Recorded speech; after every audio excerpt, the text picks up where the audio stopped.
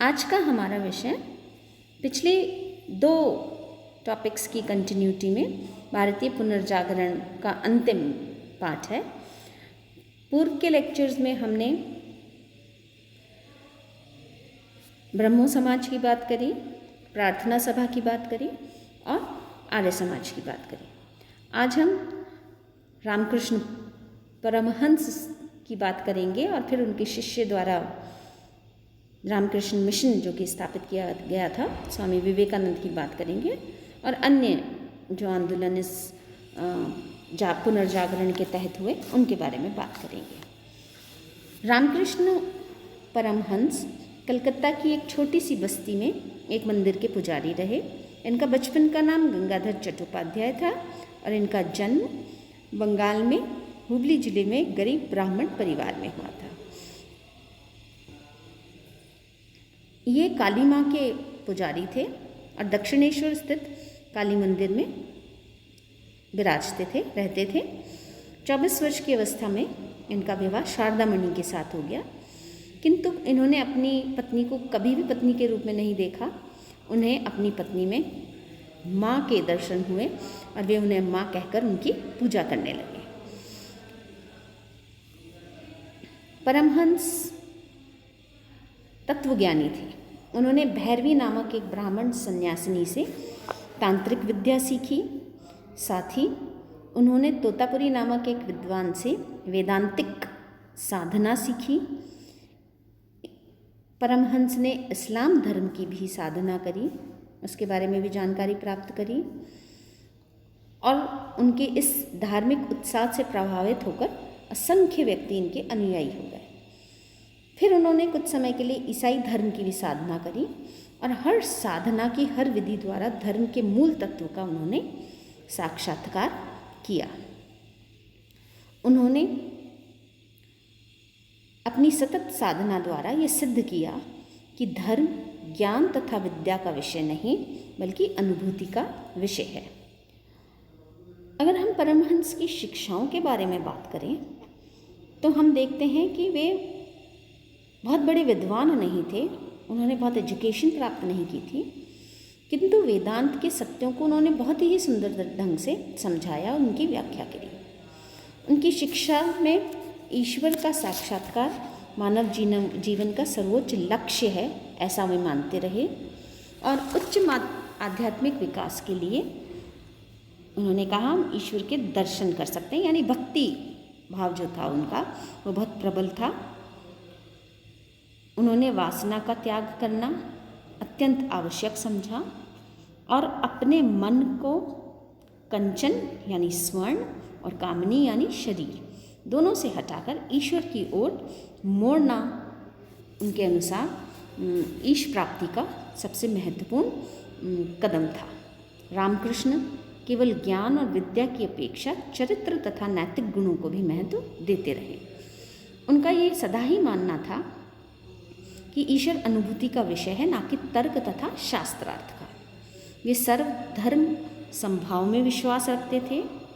धर्म के मामले में वे किसी भी प्रकार की कट्टरता के विरोधी थे और जब भारत में अंग्रेजी पढ़े लिखे लोग पाश्चात्य संस्कृति के प्रभाव से नास्तिकता की ओर बढ़ रहे थे, तब उन्होंने भारत में आध्यात्मिक मूल्यों की प्रतिष्ठा पुनः स्थापित करी। रामकृष्ण ने अपने जीवन के उदाहरण द्वारा भौतिक विज्ञान की असाधारण प्रगति से चकित विश्व को आध्यात्मिक सत्य का दर्शन कराया। यह उनकी विश्व को एक बहुत महत्वपूर्ण देन है कि उनकी आध्यात्मिकता पर मुग्ध होकर जर्मन विद्वान मैक्स मूलर और फ्रांसीसी विद्वान रोलो रोला ने उनके जीवन चरित्र को लिखा और महात्मा गांधी ने उनके जीवन और व्यवहार में आए हुए धर्म को अपनी दिनचर्या का भाग बनाया। इनके बहुत ही परम प्रिय शिष्य स्वामी विवेकानंद रहे।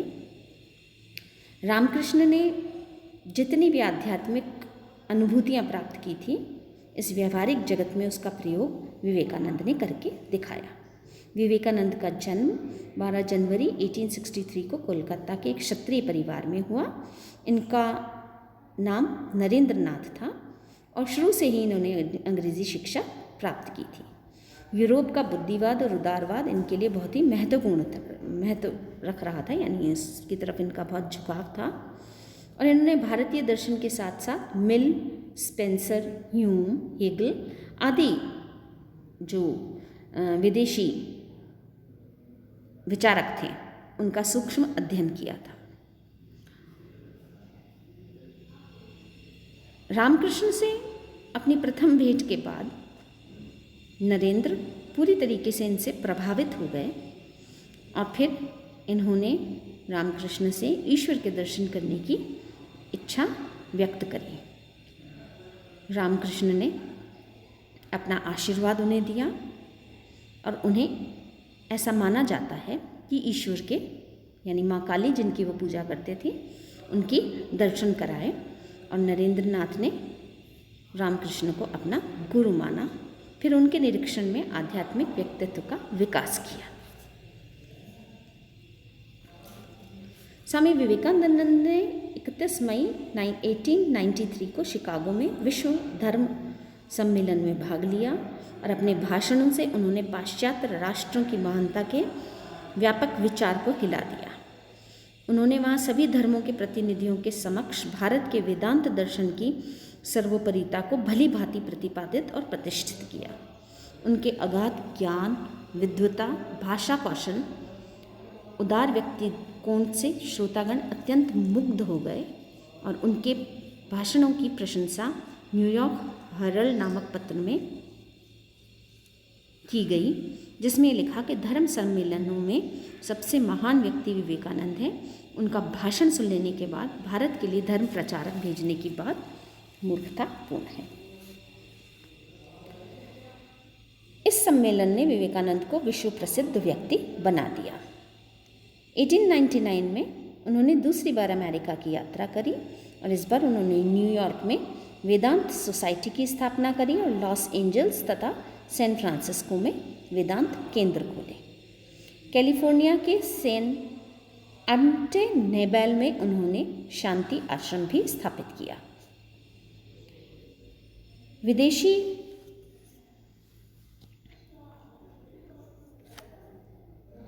जो सभ्यता थी, उन्होंने पाया कि वे लोग भौतिक उपलब्धियों और वैज्ञानिक आविष्कार के बावजूद भी शांति को प्राप्त नहीं कर पा रहे। तो स्वामी जी ने उन लोगों के जीवन में आध्यात्मिकता का विकास करने के लिए कुछ महत्वपूर्ण कदम उठाए। विवेकानंद ने आध्यात्मवाद को पुनर्जन्म देके हिंदू धर्म की श्रेष्ठता को स्थापित करके उसमें ईसाई तथा इस्लाम के आक्रमणों के प्रभाव से उसे बचाया। पश्चिमी लोगों को उन्होंने तूफानी भ्रमण में लाने वाले संत की संज्ञा दी। स्वामी जी राष्ट्रीयता के भी पोषक रहे। उन्होंने देश के नवयुवकों को संदेश दिया, उठो, जागो और तब तक न रुको जब तक कि लक्ष्य की प्राप्ति न हो। विदेश से लौटने के बाद विवेकानंद ने समाज सेवा में व्यवस्थित रूप देने के उद्देश्य से रामकृष्ण मिशन की स्थापना करी।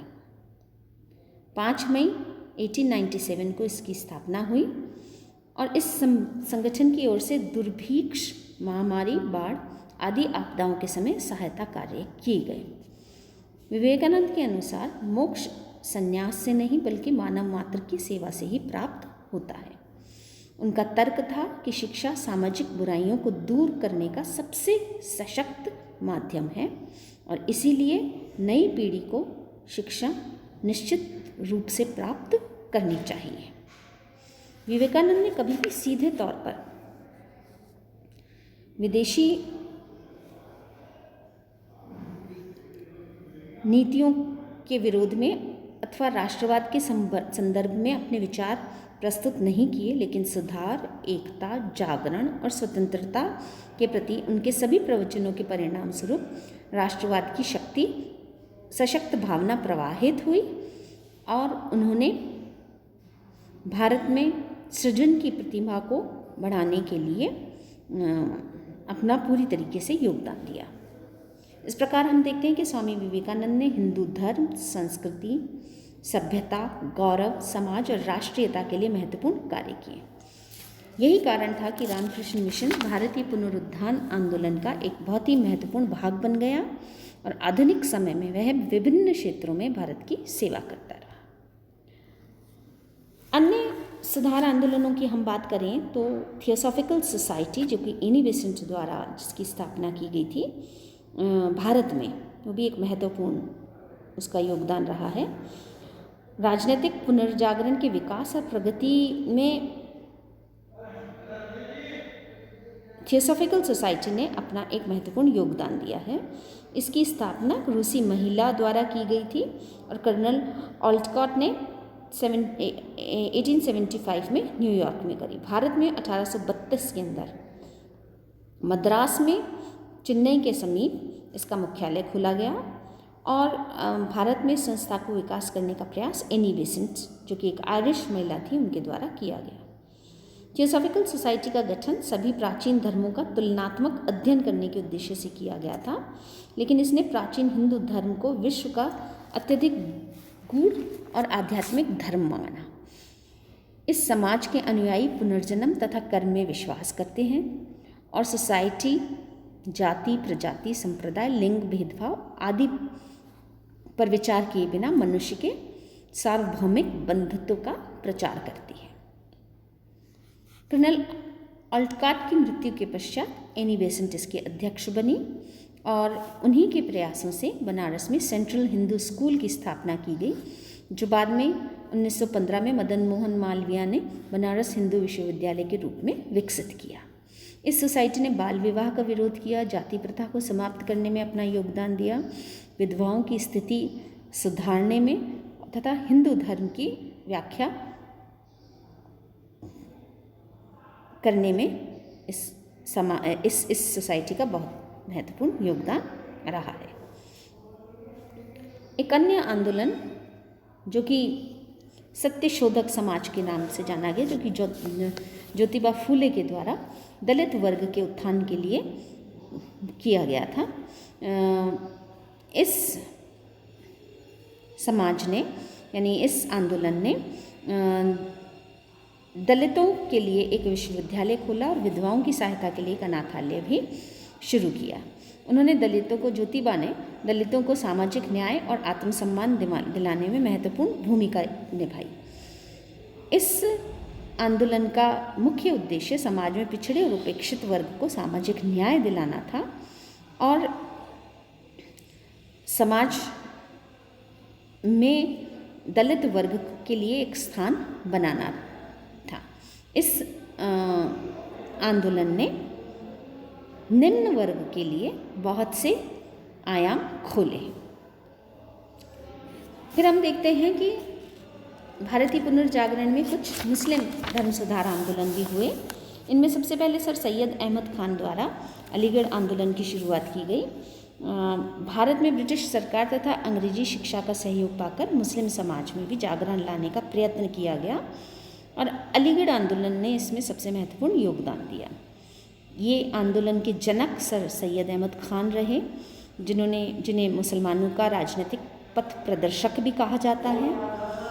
और इस आंदोलन का प्रारंभिक उद्देश्य भारत के मुसलमानों का सामाजिक एवं शैक्षणिक विकास करना था। उन्होंने इस्लामी शिक्षा का गहन अध्ययन किया और 1839 में ईस्ट इंडिया कंपनी में नौकरी करी और उसके बाद वे अपने इस आंदोलन से जुड़े रहे। 1864 में गाज़ीपुर में थियोसॉफिकल साइंटिफिक सोसाइटी की स्थापना करी और 1875 में सर सैयद अहमद खान ने मुस्लिम अलीगढ़ स्कूल की स्थापना की, जो बाद में मोहम्मदन एंग्लो ओरिएंटल स्कूल के नाम से जाना गया और फिर वो अलीगढ़ मुस्लिम यूनिवर्सिटी के रूप में विख्यात हुआ। सर सैयद अहमद खान ने मुसलमानों की स्थिति में सुधार लाने के लिए प्रतिक्रियावादी आंदोलन शुरू किया। वे अंग्रेज़ों के प्रति अटूट भक्ति तो रखते थे और वे मुसलमानों को राजनीति से अलग रखना चाहते थे, किंतु उनका प्रमुख उद्देश्य मुस्लिम समाज के अंदर परिवर्तन करना था, उसे आधुनिक मध्य युग से, यानी मुस्लिम समाज में जो एक मध्ययुगीन रीति रिवाज जो चले आ रहे थे, उसे आधुनिक रूप में परिणीत करना उनका प्रमुख उद्देश्य था। मुसलमानों की शिक्षा, समाज सुधार और जागृति के लिए उनके द्वारा कार्य किए गए और उन्होंने मुसलमानों को पश्चिमी शिक्षा और सभ्यता के संपर्क में लाने की कोशिश करी और उन्हें प्रगतिशील बनाया। इसी प्रकार से एक अन्य आंदोलन अहमदिया आंदोलन के नाम से जाना गया। ये आंदोलन मिर्ज़ा गुलाम अहमद कादियानी के द्वारा शुरू किया गया था और इसका केंद्र पंजाब गुरदासपुर जिला था। इसका प्रमुख उद्देश्य आधुनिक बौद्धिक विकास में मुसलमानों के लिए कुछ नियमों को उदार बनाना था और ईसाई मिशनरीज और आर्य समाज के आक्रमण से इस्लाम की रक्षा करना था। इस आंदोलन ने सामाजिक क्षेत्र में पाश्चात्य शिक्षा प्रणाली को महत्व दिया और वे हिंदू, मुस्लिम तथा ईसाई तीनों ही धर्म को श्रेष्ठ मानते थे। उनके अनुयायी इन्हें नबी के नाम से पुकारते थे। एक अन्य आंदोलन वहाबी आंदोलन था। सर सैयद अहमद बरेलवी तथा इस्लाम हाजी मौलवी द्वारा इस आंदोलन की शुरुआत की गई। ये अरब के वहाबी आंदोलन जो कि धार्मिक आंदोलन था उससे प्रभावित रहा। लोगों के लिए कुरान का फ़ारसी में अनुवाद इसके द्वारा किया गया था और ईश्वर की एकता की बात की गई और पीर पूजा का विरोध इस आंदोलन ने किया था। अब हम देखते हैं कि समाज सुधार आंदोलन जो हो रहे उनके प्रभाव क्या पड़े। सबसे महत्वपूर्ण प्रभाव तो ये रहा कि इन्होंने भारतीयों में अत्यधिक आत्मसम्मान, आत्मविश्वास और देशभक्त अभिमान की भावना जागृत करी। इन सुधार आंदोलनों का एक दुखद एवं भयावह परिणाम भी निकला और वो था वर्ग विभेद और जाति भेद को बढ़ावा देना। हिंदू, मुसलमान, सिख, ईसाई एक दूसरे को शंका की दृष्टि से देखने लगे थे। हम भाग्यवादी दृष्टिकोण की बात करें तो भारतीय थोड़े सुस्त हो गए थे भाग्यवादिता के ऊपर आश्रित होते हुए, और पश्चिमी विचारधारा और अंग्रेजी शिक्षा ने इस जड़ता को गहरा आघात पहुंचाया था। उन्होंने तर्क के आधार पर अच्छाई और बुराई का निर्माण करना शुरू किया। दूसरी बात हम देखें कि धर्म के क्षेत्र में बहुत से सुधार किए गए थे। धर्म में जो रूढ़िवादिता थी, अंधविश्वास थे, पाखंड थे और अन्य जितनी भी कुप्रथाएं थी उनके ऊपर कड़ा प्रहार इन आंदोलनों ने किया। 19वीं शताब्दी के धार्मिक आंदोलनों ने अपने आप को धर्म सुधार तक ही सीमित नहीं रखा, बल्कि उन्होंने सामाजिक सुधार भी किए। जाति प्रथा, बाल विवाह, सती प्रथा, अस्पृश्यता, अनमेल विवाह, पर्दा प्रथा इत्यादि के ऊपर प्रहार किया। स्त्री शिक्षा की बात की गई, स्त्रियों के अधिकारों की बात की गई, अंतर्जातीय विवाह की बात की गई, विधवा विवाह को समर्थन दिया गया था। साथ ही हम देखते हैं कि समानता, स्वतंत्रता और बंधुत्व की भावना को बहुत ही ज़बरदस्त बल इन आंदोलनों के द्वारा मिला था। इसका एक दूरगामी परिणाम ये भी निकला कि इन्होंने राष्ट्रीय आंदोलन की भूमिका तैयार कर दी थी और समाज में व्यापक और देशव्यापी दृष्टिकोण को जागृत किया। साथ ही हम देखते हैं कि विभिन्न जो संप्रदाय थे, हिंसात्मक सांप्रदायिकता को भी जन्म दिया गया था इस आंदोलन के द्वारा। विरोधी संगठनों को भी जन्म दिया गया और हम कह सकते हैं कि विभेद की नीति जो थी, प्रतिस्पर्धा की नीति जो थी, उसे बढ़ावा मिला, जिसका फ़ायदा अंग्रेज़ों ने उठाया। इन सुधार आंदोलनों ने साहित्यिक प्रगति और प्रादेशिक भाषाओं का विकास किया। वैज्ञानिक उपलब्धियां भी हासिल हुई। रामानुज, जगदीश चंद्र बसु, सीवी रमन, चंद्रशेखर इत्यादि महान लोग इस आंदोलन से निकल के आए। धार्मिक और सामाजिक आंदोलन पुरातन और नवीनता, प्राचीन आस्था और बुद्धिवाद, परंपरा और आधुनिकता, आध्यात्मवाद और भौतिकवाद, राष्ट्रीयता और सांप्रदायिकता के विचारों से ओतप्रोत थे। फिर भी इन्होंने भारतीय समाज और चिंतन को पूर्णतः बदला। सुधार आंदोलनों के परिणाम स्वरूप नवीन साहित्य का सृजन हुआ देशभक्ति तथा राष्ट्रवाद की भावना इन साहित्य के माध्यम से प्रचलित हुई। आनंद मठ, गीतांजलि, वंदे मातरम इत्यादि जो कृतियाँ थी वो निकल के आई।